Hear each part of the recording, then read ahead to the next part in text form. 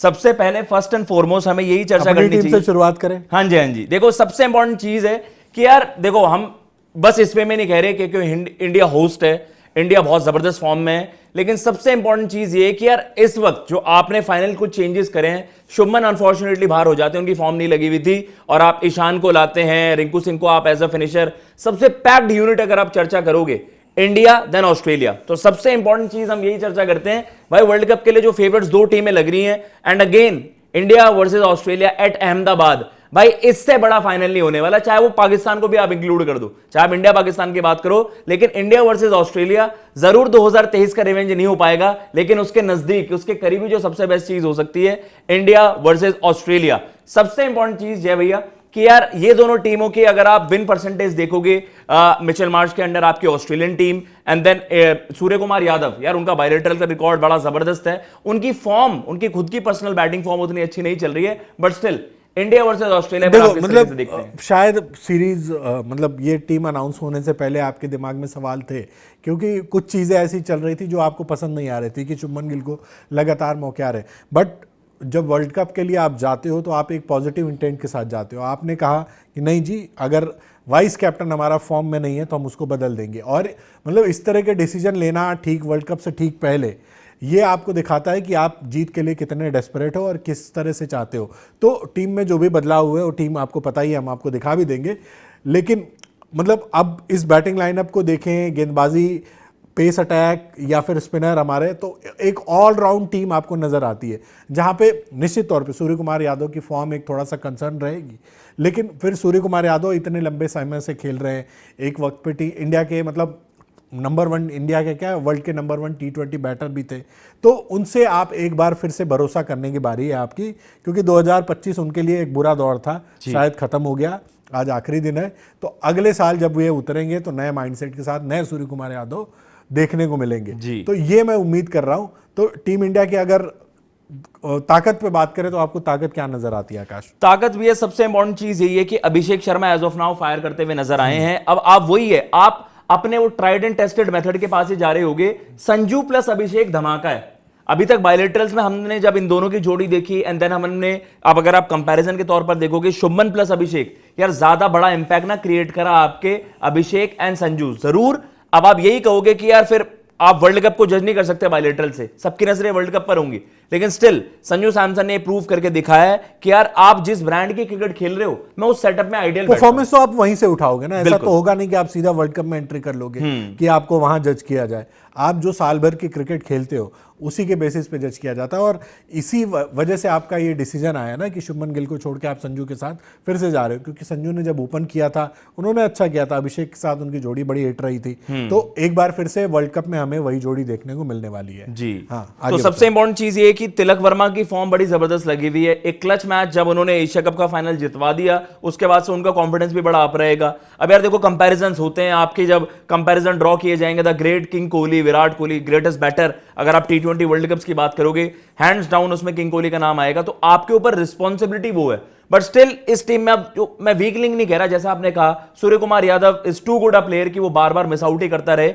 World cup उनका तगड़ा गया, और आपके पास फिर हार्दिक पांड्या हैं, शिवम दुबे ने एज एन ऑलराउंडर काफी जबरदस्त करा है, इवन हार्दिक के एब्सेंस में उन्होंने बॉलिंग बड़ी अच्छी करी है। एंड देन आपके पास भैया रिंकू को भी आपने ऐड कर दिया उस ग्रुप में। बॉलिंग ग्रुप में अगर आप फास्ट बॉलिंग की बात करोगे, डेथ बॉलिंग की बात करोगे, तो सबसे बढ़िया बॉलिंग यूनिट मुझे लगता है इंडिया की है भैया। जो हम ताकत की बात कर रहे हैं ना, कायदे से अगर देखा जाए तो इंडिया की बॉलिंग ही इनकी ताकत है। बल्लेबाजी में फिर भी आप कहोगे कि चलो कुछ का ऊपर नीचे चल रहा है, कुछ को अनटेस्टेड है। यहाँ तो आपके पास बुमराह और अर्शदीप की जोड़ी है ना, जिनको आप आज की डेट में आंख बंद करके किसी भी कंडीशन में गेंदबाजी के लिए भरोसा कर सकते हो। न सिर्फ भरोसा कर सकते हो बल्कि कहोगे कि ये आपको मैच भी जिता के देंगे।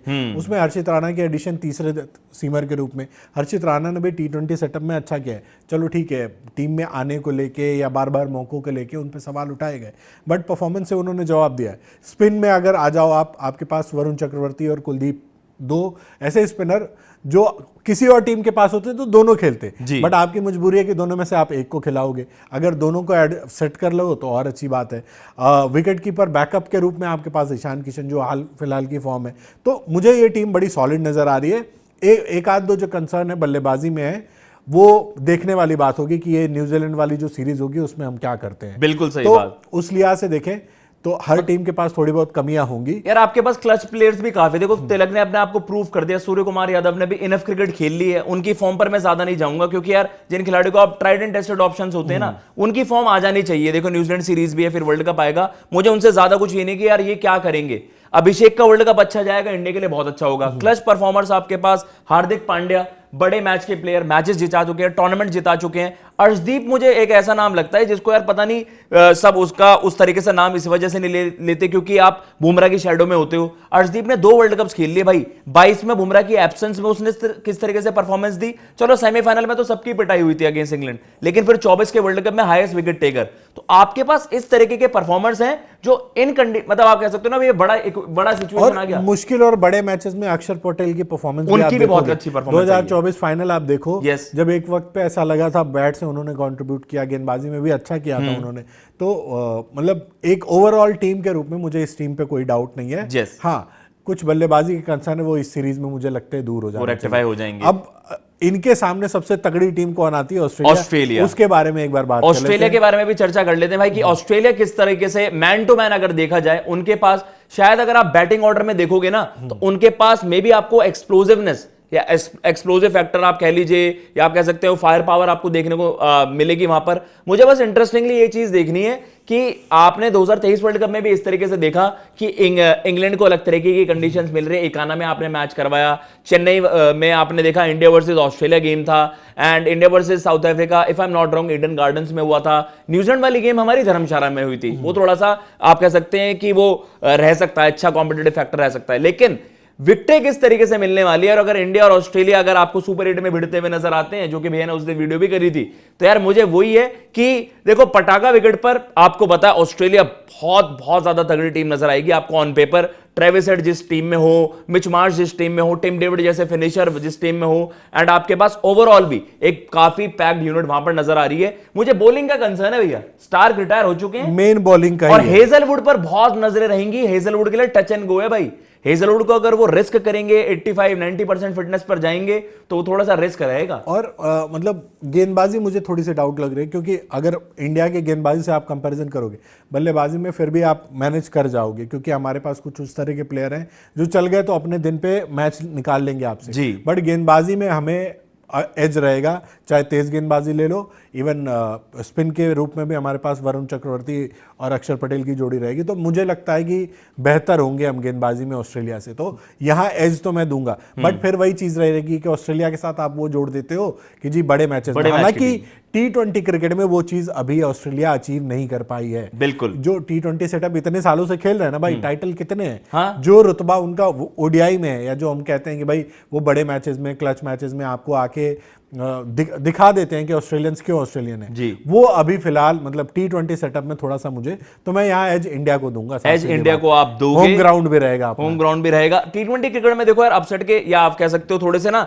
रिजल्ट आपके इवन ही रहते हैं, या तो कुछ टीमों में बहुत ज्यादा फासला ना हो, जो हम देखते हैं कि यार अगर आप इंडिया का मुकाबला एक एसोसिएट टीम से करा दो, या फिर इंडिया का मुकाबला फॉर दैट मैटर कि यार आप 9th या 10th रैंक टीम से करवा दो, उसमें आपको फासला नजर आ सकता है। लेकिन जो आपके टॉप 5 या 6 टीम्स है वहां पर, उसमें तो मैचेस इवन ही रहेंगे। बस कुछ ऐसी चीजें होती हैं, मैं भी और आई थिंक जैबिया ने भी बार बार रिसेंटली यही कहा कि यार बॉलर्स जिसका बॉलिंग डिपार्टमेंट ज्यादा तगड़ा हो उसको आप थोड़ी सी एज दोगे। तो मुझे यही देखना है हेजलवुड कितने फिट होंगे, ऑस्ट्रेलिया स्पिन डिपार्टमेंट में किस तरीके से वहां पर वर्क कर रहा होगा, क्योंकि इंडिया ऑस्ट्रेलिया गेम होगा, ये मैं आपको एश्योर कर दूं, विकेट पटाखा तो नहीं मिलने वाला, विकेट में थोड़ा सा स्पिनर्स के लिए रहेगा। तो वो एक फैक्टर है जो इंडिया ऑस्ट्रेलिया में डिसाइड कर सकता है मैटर। टिम डेविड की इंजरी है, जॉश हेजलवुड की, टिम डेविड का आपने अभी देखा होगा ग्रेड 2 हैमस्ट्रिंग है उनका इशू, बीबीएल से रूल्ड आउट। तो मेरा मानना यह है अभी आपको देखना होगा ऑस्ट्रेलिया का इफ एंड बट है। स्टार्क ऑलरेडी T20 फॉर्मेट में नहीं अब है, अवेलेबल नहीं है वर्ल्ड कप के लिए। तो हेजलवुड अगर अनफिट हुए